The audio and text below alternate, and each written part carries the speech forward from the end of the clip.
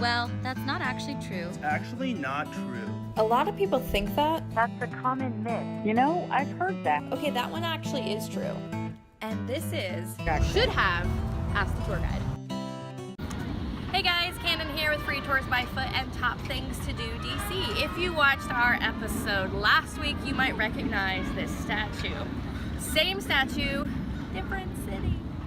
We are taking Should Have Asked a Tour Guide on the road to New Orleans this week. So we asked some of our followers what questions y'all might have that are relevant to the Big Easy. And on Twitter, Lauren asked us, what exactly is a po' boy? Well, conveniently, Free Tours by Foot New Orleans has a French Quarter food tour. So I'll be taking that later and ask our guide Kayla all about it. Alright guys, so this is Kayla, and she's a guide with Free Tours by Foot New Orleans, and I thought she would be the best person to answer Lauren's question on what exactly is a po' boy. So Kayla, what is a po' boy? And car. Alright guys, so a po' boy is a loaf sandwich typical of New Orleans. It's distinguished from other loaves by two important factors. One is the bread that we put it on. We call it a New Orleans style French bread. It's really a German bread, and if you want to know why, then you can come to New Orleans and take one of our tours and learn all about the German influence here. But it's a bread that is really crusty on the outside, so when you bite into it, you get a nice breakdown of the crust and a crumble, and the inside is airy and it just kind of compresses onto the crust. The second distinctive quality is how we dress our sandwiches. Lettuce, tomato, mayonnaise, and maybe a pickle. And that is the typical po' boy dressing. And then other fillings, you know, the sky is really kind of the limit.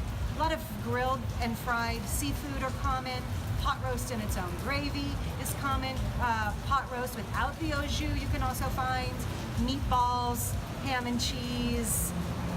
I mean, really, anything you want. We even have non-traditional po' boys, and they can put salmon and cream cheese on a po' boy for you, or roasted cauliflower, or dress it like a banh mi. So kind of a wide spectrum on what's available from the traditional to the non-traditional, but really that bread is the number one thing that makes a po' boy a po' boy. So the name po' boy has nothing to do with what is in it. Correct. Right. So if you want the full But it is a story, pretty cheap sandwich, relatively. So I get, well, it makes sense. So P-O apostrophe, comma, apostrophe, P-O apostrophe, boy. Yeah, and it stands for poor boy, so it really, you can say it either way. Our dialect tends to roll to po' boy. But if you're in New Orleans, you have to say it. Yeah, Or say it like a New Orleans. New Orleans, Nolans, how do you say it? New Orleans or New Orleans is how the locals say it.